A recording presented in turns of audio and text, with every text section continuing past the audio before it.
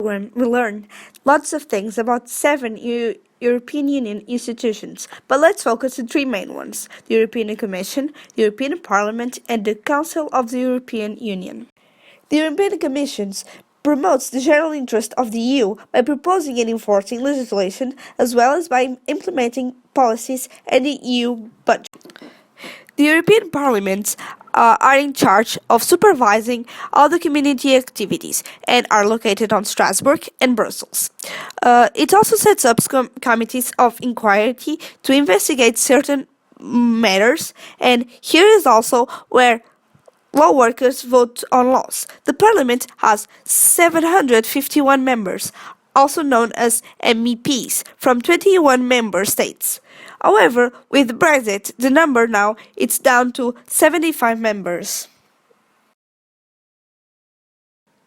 It's on the Council where we adopt the EU laws, and it's there that every 6 months a new country is nominated to take over the presidency of the Council and to host most part of the meetings.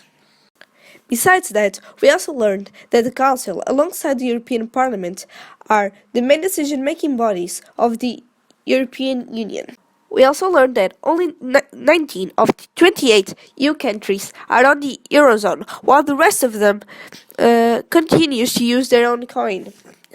Let's talk about the rest of the institutions, like the European Court of Justice, the Court of Auditors, and the European Central Bank.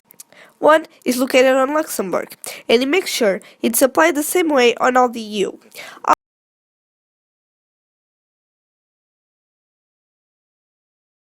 Also, in Luxembourg, there's the Court of Auditors, that is responsible for looking after the community budget.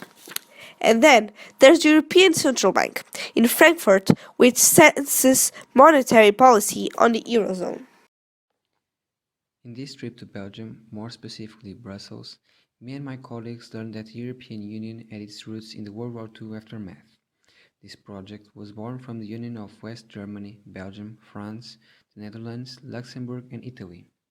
These 6 countries formed the European Coal and Steel Community in 1951 and later the European Economic Community in 1957 in order to cooperate on the reconstruction of the cities that had been destroyed by the various bombings and conflicts, and to create economic cooperation between these member states.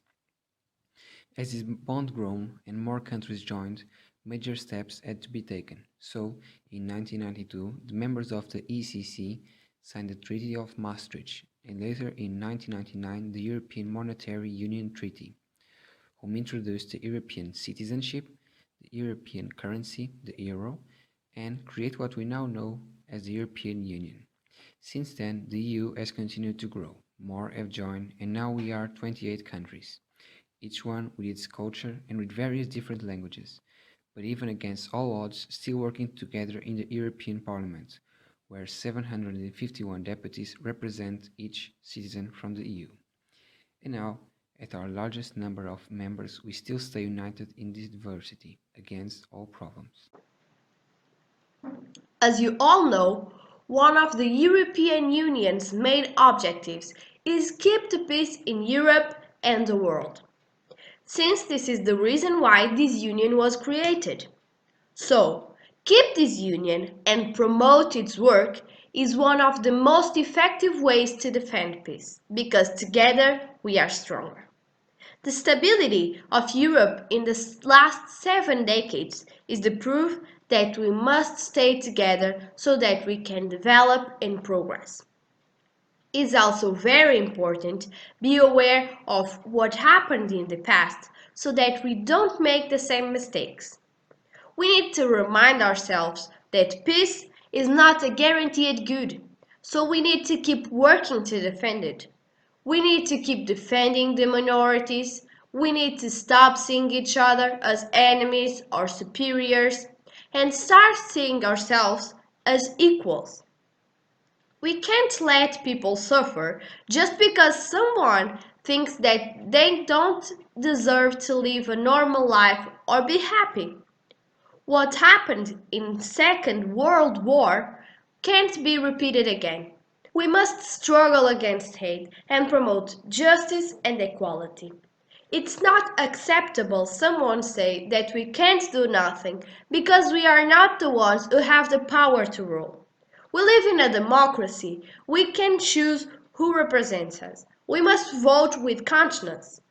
To do this, we must be informed about what is happening in the world and what are the reactions of our representatives.